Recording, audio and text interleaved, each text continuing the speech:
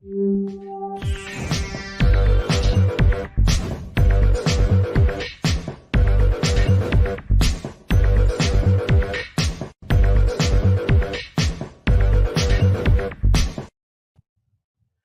everybody, welcome to the show. You know where you are, the 9 at 9 with me, Tigo.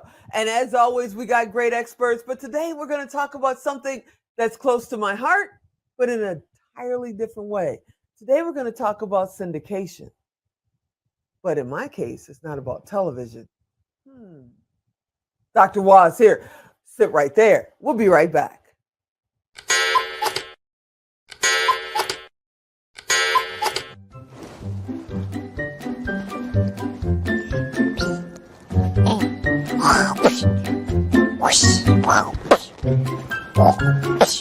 Emmett, do you want to play with me? Yeah, I can't play right now. I'm doing show notes.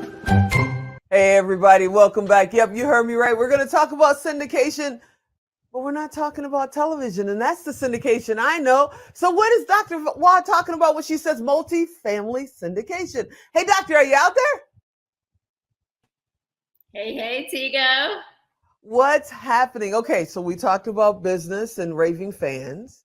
Now we've talked about, understanding investment, but now even I'm sitting at the edge of my seat going, multifamily syndication? Where are you going with this, Doc? I know most people haven't heard about multifamily syndication. It's like a hidden little yeah. But multifamily syndication, that's apartment investing. So multifamily and syndication just means that a group of investors can passively invest alongside our group or an experienced team and leverage them to do all the work. So it's like real estate done for you. Wow. And it's a bunch of investors pulling money together so you can buy a larger, bigger apartment, property. And that's really what multifamily syndication is. So wait, that's a real thing. It's like I've heard of multi-door. I've talked with real estate investors and people, contractors, and they talk about multi-door investments all the time.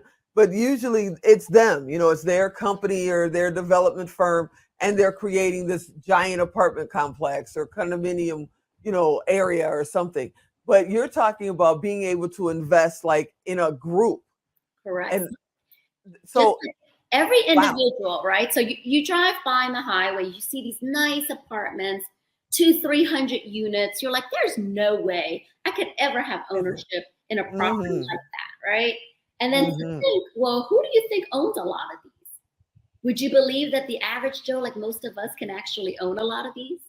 No, you're making that up. It's through the power of syndication that you can have part ownership in these big properties, right?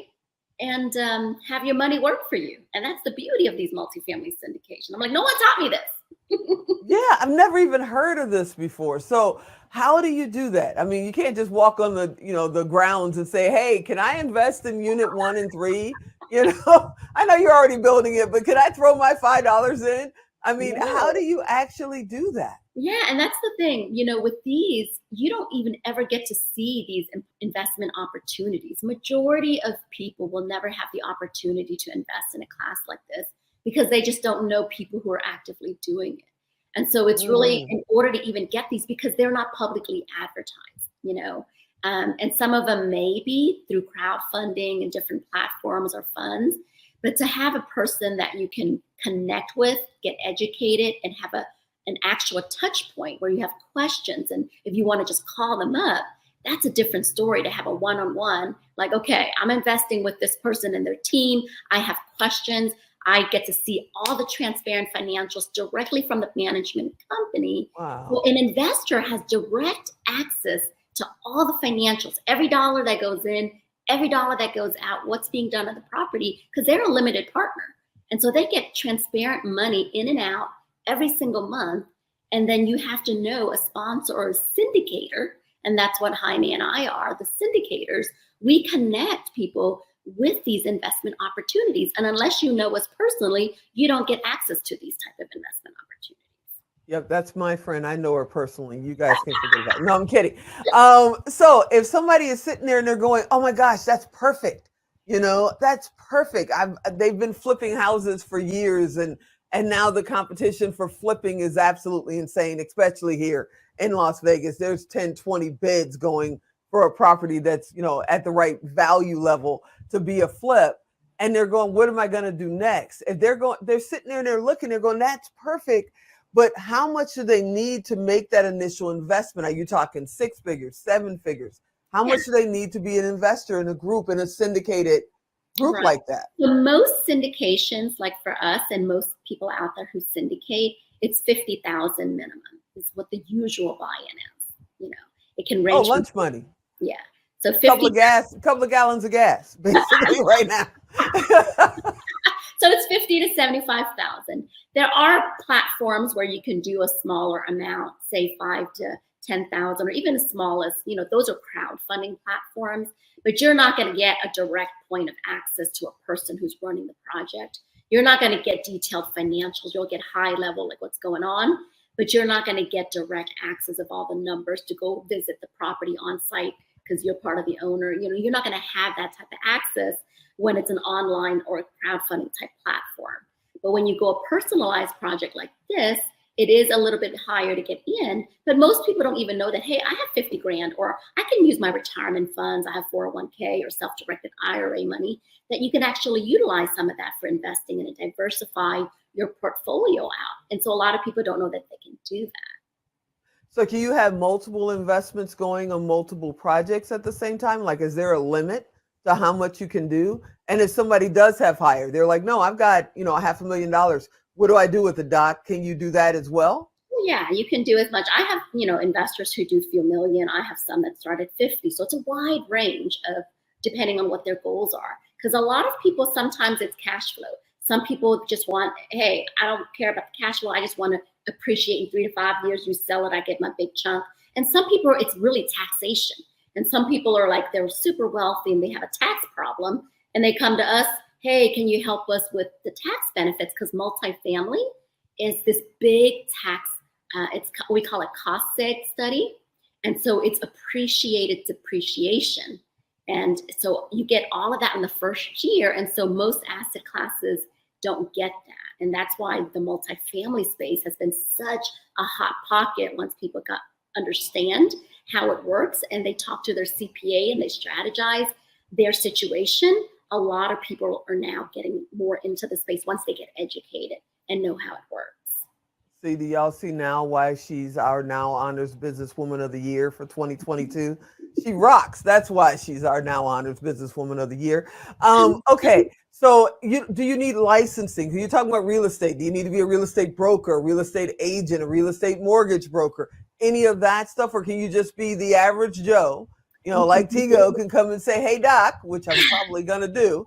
Right. Hey, Doc, how do I jump in? Can right. Anybody do it? And so with the passive investing, you don't have to have any licensing. There's 2 types of investment classes that the SEC, which is Securities Exchange Commission, there's a 506B and a 506C.